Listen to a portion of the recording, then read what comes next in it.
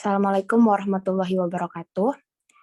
Kami dari kelompok 4 akan mempresentasikan mengenai titrasi pengendapan.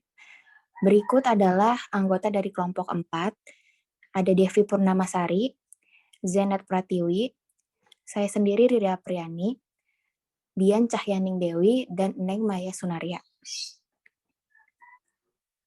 Berikut adalah 3 hal yang akan kami sampaikan pada presentasi kali ini. Yang pertama ada prinsip dasar, yang kedua ada macam-macam titrasi pengendapan, dan yang terakhir ada contoh perhitungan. Yang pertama, prinsip dasar akan disampaikan oleh rekan saya, Zenet Pratiwi. Baik, saya Zenet Pratiwi akan melanjutkan presentasi, yaitu titrasi pengendapan. Golongan titrasi, di mana hasil reaksi dari hasil titrasi merupakan endapan atau garam yang sukar larut. Prinsip dasarnya adalah reaksi pengendapan yang cepat mencapai kesetimbangan pada setiap penambahan titran. Tidak ada pengotor yang mengganggu dan diperlukan indikator untuk melihat titik akhir titrasi. Titrasi pengendapan didasarkan reaksi pengendapan analit oleh larutan standar titran yang mampu secara spesifik mengendapkan analit. Next.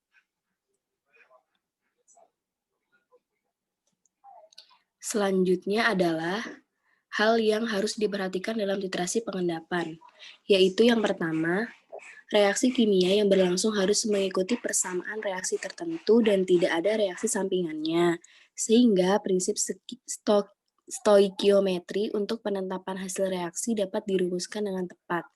Yang kedua, reaksi pembentukan produk dapat berlangsung sempurna pada titik akhir titrasi. Yang ketiga, harus ada metode yang tepat untuk menetapkan titik ekuivalen. Yang terakhir, yang keempat, indikator atau perangkat instrumen yang tepat harus mampu memberikan tanda-tanda yang jelas pada saat tercapainya titik ekuivalen. Misalnya, terjadi perubahan warna, perubahan nilai pH yang tajam, reaksi yang terlibat harus berlangsung cepat, sehingga proses titrasi hanya berlangsung dalam beberapa menit. Titik ekuivalen segera diketahui dengan cepat. Selanjutnya akan dijelaskan oleh rekan saya. Selanjutnya, saya Riri Apriani akan menjelaskan tentang macam-macam titrasi pengendapan. Yang pertama ada titrasi argentometri. Titrasi argentometri adalah penetapan kadar yang didasarkan atas reaksi pembentukan endapan dari komponen zat uji dengan penitar perak nitrat.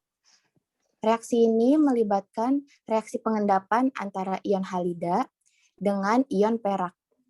Titrasi penentuan analit yang berupa ion halida dengan menggunakan larutan penitar AgNO3.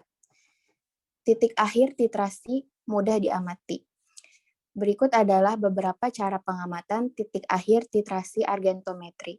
Yang pertama itu terjadinya kekeruhan, yang kedua terjadinya endapan berwarna, yang ketiga terjadinya ion kompleks berwarna, dan yang terakhir yaitu indikator adsorpsi. Selanjutnya ada argentometri metode Mohr. Metode Mohr hanya dapat dipakai untuk menentukan konsentrasi dari ion Cl-, Cn-, dan Br-. Titrasi Mohr terbatas untuk larutan dengan nilai pH 6-10.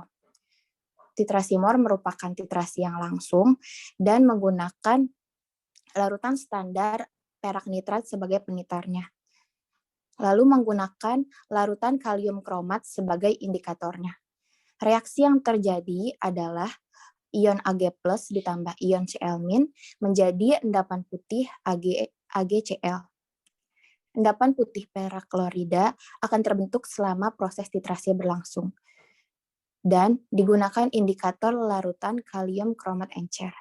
Setelah semua ion klorida mengendap, maka kelebihan ion Ag+ pada saat titik akhir titrasi akan bereaksi dengan indikator dan membentuk endapan coklat kemerahan, yaitu perak kromat, sehingga titik akhir titrasi dapat mudah diamati.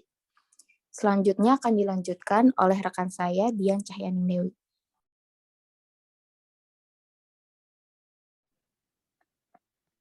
Selanjutnya, saya Dian Cahyaning Dewi akan melanjutkan, yaitu argentometri metode Volhard.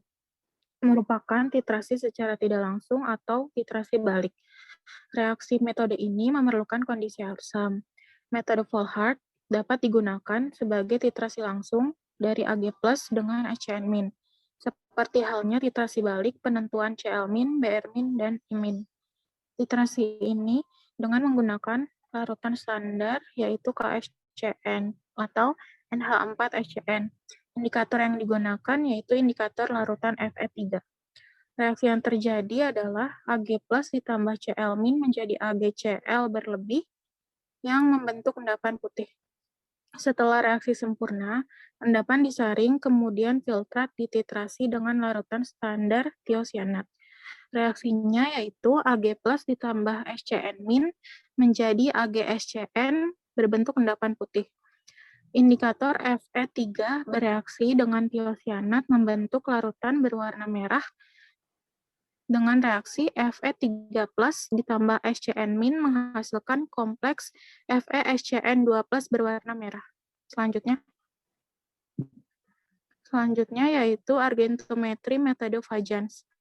Titrasi ini dengan menggunakan larutan standar perak nitrat dengan indikator yang digunakan yaitu indikator absorpsi seperti kosin atau fluorescence.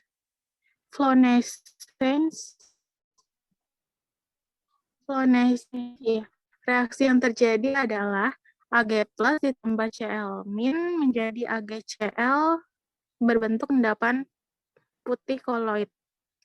Endapan perak klorida membentuk endapan yang bersifat koloid. Sebelum titik ekuivalen dicapai, maka endapan akan bermuatan negatif, disebabkan terabsorpsinya Cl- di seluruh permukaan endapan. Setelah titik ekuivalen dicapai, maka tidak terdapat ion Cl- lagi yang teradsorpsi pada endapan, sehingga endapan sekarang bersifat netral. Selanjutnya akan Selanjutnya ada titrasi merkurimetri. Titrasi merkurimetri berdasarkan endapan yang terjadi antara merkuri dengan halida. Namun titrasi merkurimetri telah jarang digunakan karena sifat merkuri yang toksik sehingga kurang disukai. Selanjutnya ada titrasi Cold-Hawk. Titrasi Cold-Hawk contohnya penentuan pada kadar Zn2+ sebagai titran diendapkan dengan larutan baku kaferosianida.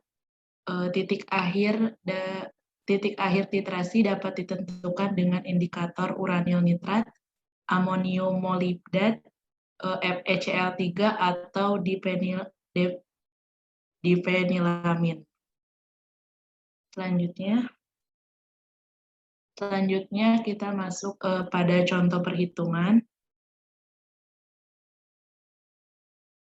Ada kurva titrasi argentometri, di mana kurva titrasi biasanya dibuat dengan cara memplotkan PAG dengan menambah volume titran.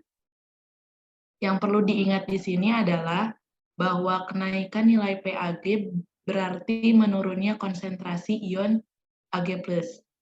Selama titrasi berlangsung, keseimbangan endapan yang terdapat dalam analit menentukan harga dari PAG-nya. Membuat kurva titrasi antara analit 50 mili NaCl 0,1 mol dengan AgNO3 0,1 mol.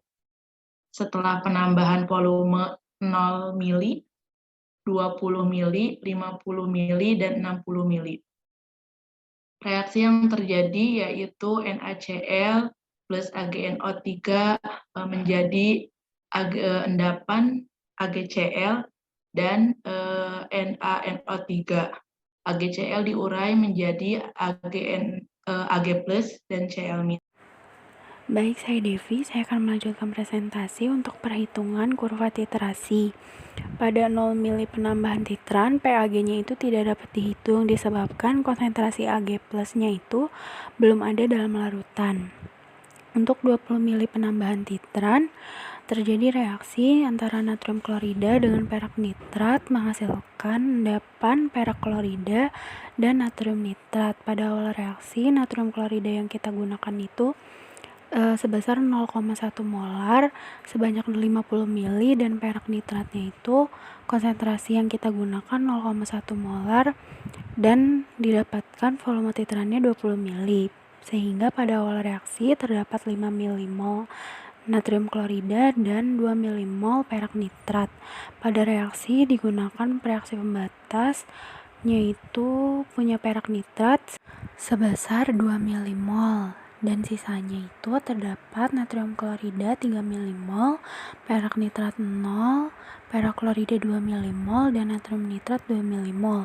Untuk menghitung konsentrasi sel sisanya dapat dihitung dengan 3 mmol dibagi dengan volume totalnya diperoleh 0,043 molar.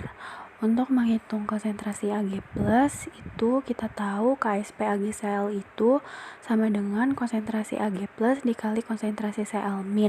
Maka untuk menghitung konsentrasi Ag+ itu dapat dihitung dengan KSP dibagi konsentrasi Cl- sisanya. Konsentrasi Ag+ yang kita dapatkan yaitu sebesar 4,23 kali 10 pangkat min 9 sehingga PAG-nya sama dengan 8,37. Selanjutnya untuk penambahan 50 ml titran pada awal reaksi natrium kloridanya itu sebesar 5 mmol, perak nitratnya 5 mmol. Pada reaksinya digunakan reaksi pembatasnya itu sebesar 5 mmol sehingga sisanya itu untuk natrium klorida 0, perak nitrat 0, untuk perak klorida 5 mmol dan natrium nitrat 5 mmol. Karena tidak ada reaksi sisa, maka titrasi tersebut telah mencapai titik ekuivalen. Maka dapat dihitung KSP AgCl sama dengan konsentrasi Ag+ dikalikan dengan konsentrasi Cl-. Untuk menghitung konsentrasi Ag+-nya itu dapat dihitung dari akar dari KSP sehingga diperoleh konsentrasi Ag+ sebesar 1,35 kali 10 pangkat min 6 dan PAG-nya itu sebesar 4,87. Selanjutnya untuk penambahan 60 ml titran pada awal reaksi terdapat natrium kloridanya itu 5 mmol dan perak nitrat sebesar 6 mmol. Digunakan reaksi pembatasnya itu dari natrium klorida sebesar 5 mmol. Untuk sisanya untuk natrium kloridanya 0, perak nitrat 1 mmol, perak klorida 5 mmol dan natrium nitrat 5 mmol. Untuk menghitung konsentrasi Ag+ sisanya dapat dihitung dari konsentrasi AgNO3 yaitu 1 mmol dibagi dengan volume totalnya 110 ml sehingga diperoleh 9,091 kali 10 pangkat min 3 molar. Untuk PAG-nya itu sebesar 2,04.